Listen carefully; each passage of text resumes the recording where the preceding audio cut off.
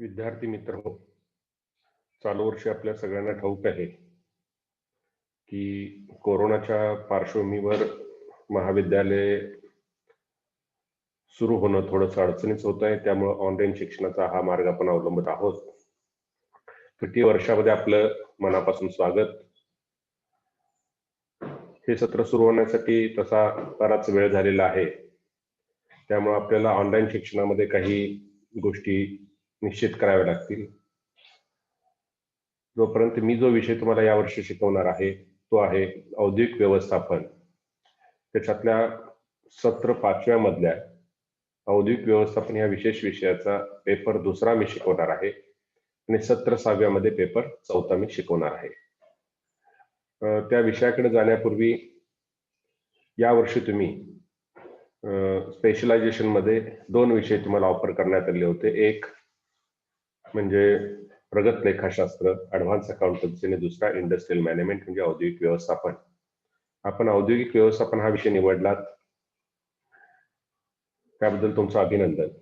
याचं कारण असं की वाणिज्य विद्याशाखेमध्ये व्यवस्थापन हा विषय अत्यंत महत्वाचा आहे. औद्योगिक व्यवस्थापन या विषयामध्ये आपल्याला एकूण कारखाना, त्याच्यामध्ये काम करणारे कर्मचारी, कारखान्यातली मशिनरी, यंत्रसामग्री या सगळ्या विषयांचा सर्वंकष अभ्यास करणं अभिप्रेत आहे. आपण आता त्यानंतर थोड्याच वेळात सिलेबस पाहणार आहोत, त्याच्यामध्ये आपल्याला लक्षात येईल. या विषयामध्ये भविष्यामध्ये तुम्हाला अनेक पद्धतीने करिअर करता येईल. MBA इन HR करता येईल, MBA इन प्रोडक्शन करता येईल. अशा अनेक गोष्टी तुम्हाला त्या ठिकाणी उपलब्ध आहेत.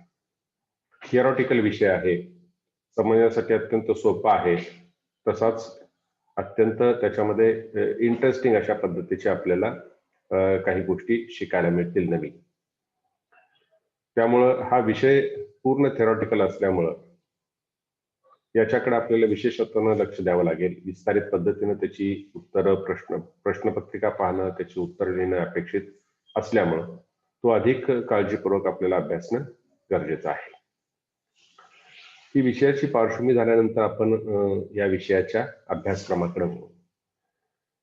या विषयाच्या अभ्यासक्रमाकडे वळत असताना एक महत्वाची गोष्ट आपल्याला यामध्ये लक्षात घ्यावी लागेल आणि ती म्हणजे या विषयाचा सिलेबस साधारणतः काय आहे. या विषयाचा सिलेबस जर अभ्यासायचं झालं तर आपल्याला काही गोष्टी महत्वाच्या लक्षात घेता येतील. त्या गोष्टी कोणकोणत्या आहेत तर त्याकडे आपण थोडंसं लक्ष देऊ. मुळात या गोष्टी ज्यावेळी आपण अभ्यासणार, तुम्हाला कदाचित या गोष्टी नवीन आढळतील. याचं कारण असं की यापूर्वी यातला काही भाग तुम्ही अभ्यासलेला असाल. काही भाग म्हणजे कोणता भाग तर आपण पाहूच त्याच्याकडे, म्हणजे लक्षात येईल. तर औद्योगिक व्यवस्थापनामध्ये आपण औद्योगिक व्यवस्थापनाची ओळख हा पहिला पेपर आहे, कारखाना आणि भांडवली व्यवस्थापन. त्याच्यामध्ये औद्योगिक व्यवस्थापनाची ओळख, कारखान्यात असणारी कार्यपरिस्थिती, यंत्र देखभाल, वित्तीय व्यवस्थापन हा भाग आपल्याला अभ्यासायचा आहे. त्यातली काही परिस्थिती किंवा काही टॉपिक तुम्हाला इथून पाठीमागे वेगवेगळ्या विषयांच्या मध्ये झालेले असतील. अर्थात कारखाना स्थान निश्चितीकरण असेल, कार्यपरिस्थिती असेल वगैरे वगैरे. वित्तीय व्यवस्थापनाचा भाग सुद्धा काही तुम्ही अभ्यासलेला असेल. हा पहिला पेपर आहे. हा पहिला पेपर तुम्हाला अन्य शिक्षक शिकवणार आहेत. मी जो पेपर शिकवणार आहे त्याकडे आपण थोडक्यात जाऊ, त्याचा सिलेबस आपण बघू. त्या पेपरचं टायटल आहे औद्योगिक व्यवस्थापन पेपर 2 मानव संसाधन व्यवस्थापन. हा मानव संसाधन व्यवस्थापन हा भाग याच्यात आपण वेगळ्या पद्धतीनं अभ्यासणार आहोत. काय काय अभ्यासायचं आहे त्याच्यामध्ये तर बघा, पहिला त्याच्यामध्ये प्रकरण आहे मानव संसाधन व्यवस्थापनाची ओळख. मानव संसाधन म्हणजे काय, त्याची संकल्पना काय, ते कसं असतं नेमकं, त्याचं स्वरूप काय आहे, त्याची व्याप्ती काय आहे, कशा कशाशी ते निगडीत असतं, त्याचं महत्व काय आहे, मानव संसाधन व्यवस्थापन ही व्यवस्थापनाची वेगळी शाखा का निर्माण झाली, तिची उद्दिष्ट काय आहेत, मानव संसाधन व्यवस्थापन नेमकी कोणती कार्य पार पाडतं, मानव संसाधन व्यवस्थापनातली नैतिकता म्हणजे काय आणि त्याचा अर्थ काय, त्याचं महत्व काय आणि मानव संसाधन व्यवस्थापनातील नैतिक समस्या कोणकोणत्या आहेत किंवा चॅलेंजेस आपण थोडक्यात म्हणू, इथिकल इश्यूज आपल्याला त्याच्यामध्ये अभ्यासायचे आहेत. त्यानंतर मानव संसाधन नियोजन कशा पद्धतीने केलं जातं, मानव संसाधन नियोजनाची गरज काय आहे, ते कसं केलं जातं, प्रक्रिया काय आहे, हे नियोजन करत असताना त्याच्यावर परिणाम करणारे घटक कोणकोणते आहेत, कार्य विश्लेषण म्हणजे काय, कार्यवर्णन म्हणजे काय, कार्य वैशिष्ट्य निर्देशन म्हणजे काय, कर्मचारी भरती कशी केली जाते, कर्मचारी निवड कशी केली जाते, भरती आणि निवडीमध्ये फरक काय आहे, त्याचा अर्थ काय, भरतीचा मार्ग कोणकोणते आहेत, शास्त्रीय निवड पद्धती त्याच्यातले टप्पे कोणकोणते आहेत, ई भरती म्हणजे अलीकडच्या काळामध्ये इंटरनेटद्वारे भरती आपण मोठ्या प्रमाणात होते, ती ई भरती म्हणजे काय, त्याचे अर्थ फायदे आपल्याला दुसऱ्या टॉपिक मध्ये अभ्यासायचे आहे. तिसऱ्या टॉपिक मध्ये आपल्याला कर्मचारी प्रशिक्षण आणि कृती मूल्यांकन अभ्यासायचं आहे. त्याच्यामध्ये प्रशिक्षणाचा अर्थ, प्रशिक्षणाची गरज, प्रशिक्षणातले टप्पे कोणकोणते आहेत, प्रशिक्षणाच्या पद्धती काय आहेत किंवा प्रभावी प्रशिक्षणामध्ये कोणकोणते अडथळे येऊ येतात कर्मचाऱ्यांना प्रशिक्षण देण्यामध्ये, ते आपल्याला अभ्यासायचं आहे. कृती मूल्यांकन म्हणजे काय, गुण मूल्यांकन म्हणजे काय, कृती मूल्यांकनाचे अर्थ, उद्देश, त्याची पद्धती, कृती मूल्यांकनाची नीती तत्वे काय आहेत किंवा गुण मूल्यांकन म्हणजे काय, त्याचे अर्थ, फायदे आणि कृती आणि गुण मूल्यांकनातला फरक, एवढा भाग आपल्याला त्याच्यामध्ये अभ्यासायचा. आणि चौथा टॉपिक आहे तो म्हणजे मानव संसाधन व्यवस्थापनातील अलीकडचे प्रभाग काय आहेत, रिसेंट ट्रेंड्स म्हणजे कर्मचारी नाम मुद्रा काय, एम्प्लॉई ब्रँड, मानव संसाधनाचे बहिर्स्फुटीकरण, आउटसोर्सिंग, ई मानव संसाधन व्यवस्थापन, कार्य आणि जीवन संतुलन म्हणजे वर्क अँड लाईफ बॅलन्स, भावनिक बुद्धिमत्ता, इमोशनल इंटेलिजन्स किंवा टॅलेंट मॅनेजमेंट, बौद्धिक व्यवस्थापन, एवढा भाग आपल्याला त्याच्यामध्ये अभ्यासायचा आहे. प्रश्नपत्रिकेचं स्वरूप आपल्याला विदित आहेच. ज्या पाठीमागच्या 2 वर्षामध्ये आपण ज्या थेरॉटिकल विषयांच्या प्रश्नपत्रिका सोडवल्या आहेत त्याच पद्धतीनं हा भाग त्याच्यामध्ये असेल. तर अशा पद्धतीनं आपल्याला हा सिलेबस अभ्यासायचा आहे. तर आपण त्या सिलेबसच्या पहिल्या भागाकडे त्याच्यामध्ये येऊ, तो म्हणजे मानव संसाधनाची ओळख. कारण हा मानव संसाधन ही संकल्पना आपण पहिल्यांदाच तुम्ही अभ्यासत आहात आणि त्यामुळे त्याची नेमकं काय स्वरूप आहे हे आपल्याला त्याच्यामध्ये लक्षात घेता येईल. ज्यावेळी तुम्ही मानव संसाधनाची ओळख आपण करून घेतो त्यावेळी ती संकल्पना समजून घेणं अत्यंत महत्वाचं आहे. काय संकल्पना आहे किंवा कशासाठी, तर आपल्याला ठाऊक आहे की मानव संसाधन ही संकल्पना समजून घेत असताना थोडंसं आपल्याला मानवाच्या आर्थिक प्रगतीकडे जावं लागेल. कुठलाही राष्ट्र असू देत किंवा कुठल्याही राष्ट्राची औद्योगिक प्रगती असू देत किंवा तो समाज उन्नत व्हायचा असेल, आर्थिकदृष्ट्या प्रगत व्हायचा असेल, तर त्या देशामध्ये असणाऱ्या वेगवेगळ्या नैसर्गिक, वित्तीय आणि मानवी संसाधनांची उपलब्धता आणि त्याचा पर्याप्त वापर याच्यावर त्या देशाची आर्थिक प्रगती अवलंबून असते. याच्यामध्ये एक भाग आपल्याला महत्वाचा घ्यावा लागेल की नैसर्गिक आणि वित्तीय जी संसाधनं असतात ती निर्जीव असतात. ही साधन सामग्री निर्जीव असते. त्याचा पर्याप्त वापर केव्हा चांगला होऊ शकतो, ज्यावेळी मानव संसाधन तुमच्याकडे असेल, मनुष्यबळ असेल आणि त्या मनुष्यबळानं जर त्या संसाधनांचा चांगला वापर केला तरच ती संसाधन आपल्याला वापरता येत असतात. आणि म्हणून मानव संसाधन म्हणजे मानवी घटक आपल्या बुद्धीचा किंवा कल्पनाशक्तीचा, विचार आणि निर्णय क्षमतेचा वापर करून, सर्जनशीलतेचा उपयोग करून या नैसर्गिक संसाधनांचा, वित्तीय संसाधनांचा उत्पादनासाठी वापर करत असतं. ती संसाधनं कृतीशील आणि गतिशील करत असल्यामुळं देशामध्ये भांडवलाची निर्मिती होत असते, आर्थिक वस्तूंची निर्मिती होत असते, वस्तूंना आर्थिक मूल्य प्राप्त होत असतं किंवा थोडक्यात उत्पादन घडून येत असतं. आणि हे उत्पादन कशासाठी आपण करतो, तर समाजाच्या गरजापूर्तीसाठी, समाजाच्या गरजांची पूर्ती करण्यासाठी ही अत्यंत आवश्यक बाब असते.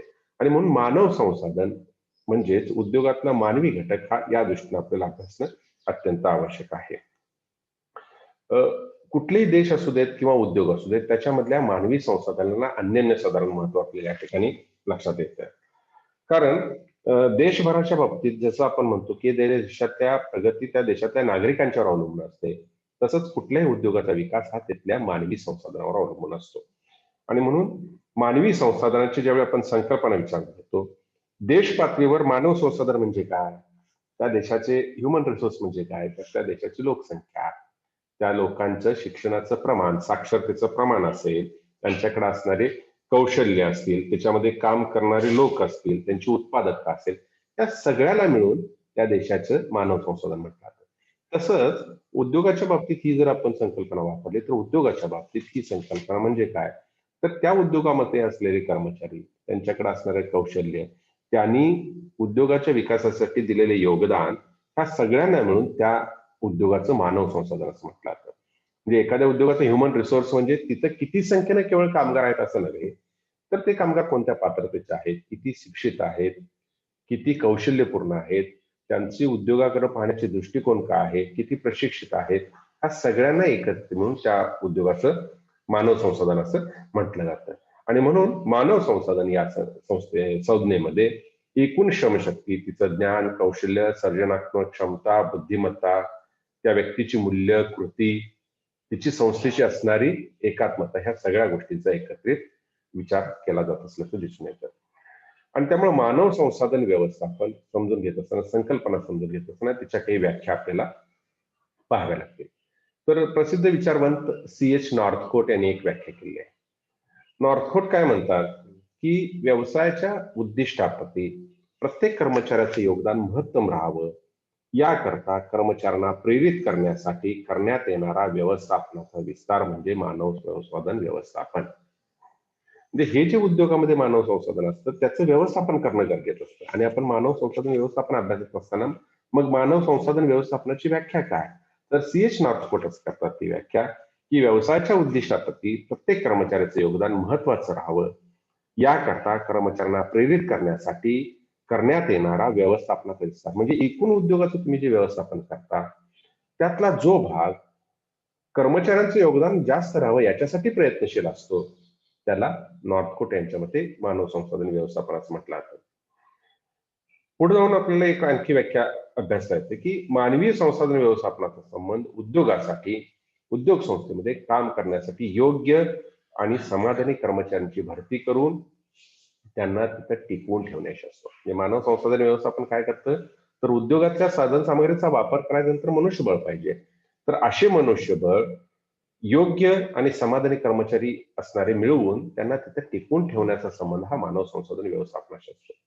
एडविन क्रिप्पो असं म्हणतात, की व्यक्तिगत संघटना विषयक आणि सामाजिक उद्दिष्ट साध्य करून घेण्यासाठी मनुष्यबळाची किंवा मानवी संसाधनाची प्राप्ती, विकास, नुकसान भरपाई, एकीकरण, टिकवून ठेवणं आणि विभक्त करणं, हे सगळं साध्य करता यावं याच्यासाठी करण्यात येणाऱ्या योजना किंवा क्रिया, संघटनेची उभारणी करणे असेल, संचालन करणं असेल, नियंत्रण करणं असेल, या सगळ्याला म्हणून ते मानव संसाधन व्यवस्थापन असं म्हणतात. तर डेल ऑर्डर पुढे जाऊन असं म्हणतात, की कारखान्यात काम करणाऱ्या स्त्री पुरुषांचे योगदान हे महत्तम राहावं, त्यांना कामापासून महत्तम समाधान मिळावं, याकरता त्यांना मदत करणाऱ्या, संचलित करणाऱ्या कार्याला किंवा क्रियेला मानव शक्ती व्यवस्थापन असं म्हणतात.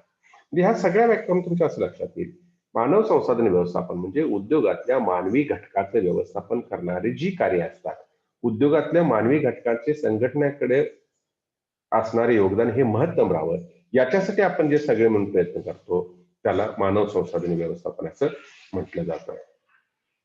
याच्यावरून आपल्याला मानव संसाधन या संकल्पना व्याख्या समजून घेतल्यानंतर त्याची संकल्पना लक्षात येते. मग त्याचं थोडक्यात स्वरूप काय लक्षात घेता येतं, तर त्याचं स्वरूप पहिलं असं बघा, मानव संसाधन व्यवस्थापन ही पहिली गोष्ट हे सर्व क्षेत्राशी संबंधित असतं. म्हणजे जिथं जिथं मानव घटक येतो, उद्योगामध्ये मानवी घटक येतो, शेती करायची असेल मानवी घटक येतो, एखादा राजकीय पक्ष चालवायचा असेल मानवी घटक येतो, एखादी संस्था चालवायची असेल मानवी घटक येतो.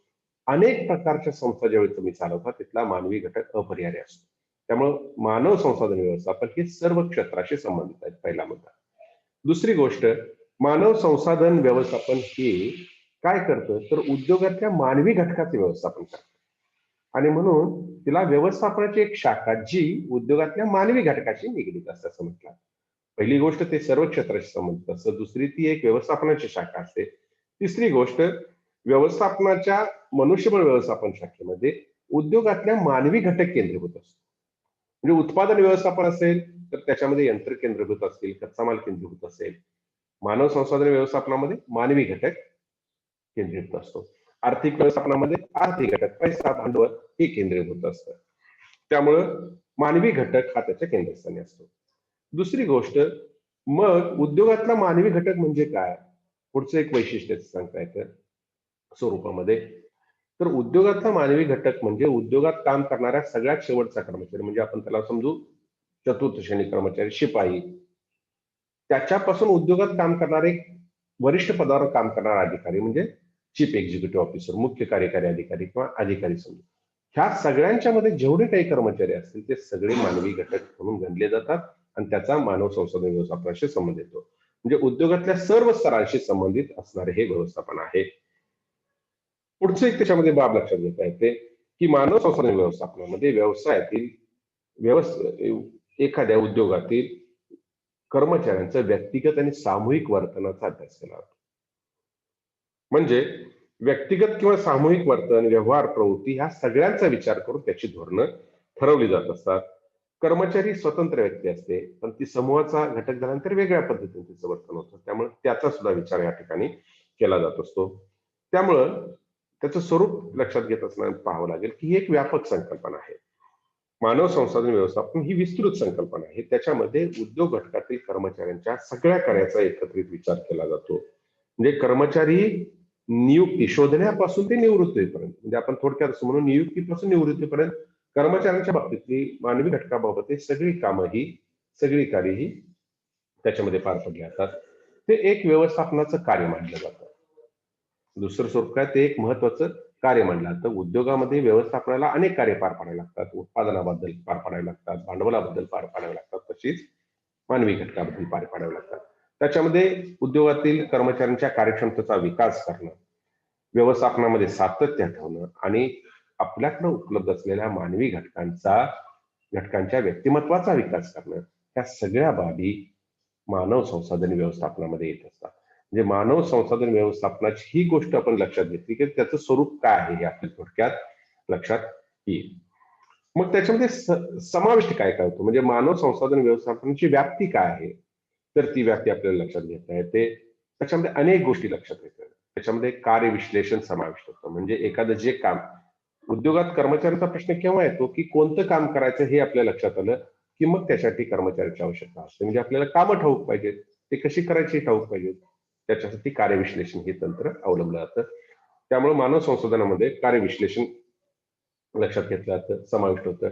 कार्यविश्लेषण म्हणजे काय काम पार पाडायचं हे लक्षात आलं की कर्मचारी कुठला आवश्यक आहे हे लक्षात येतं. त्यामुळे कर्मचारी भरती आणि निवड त्याच्यामध्ये समाविष्ट होते.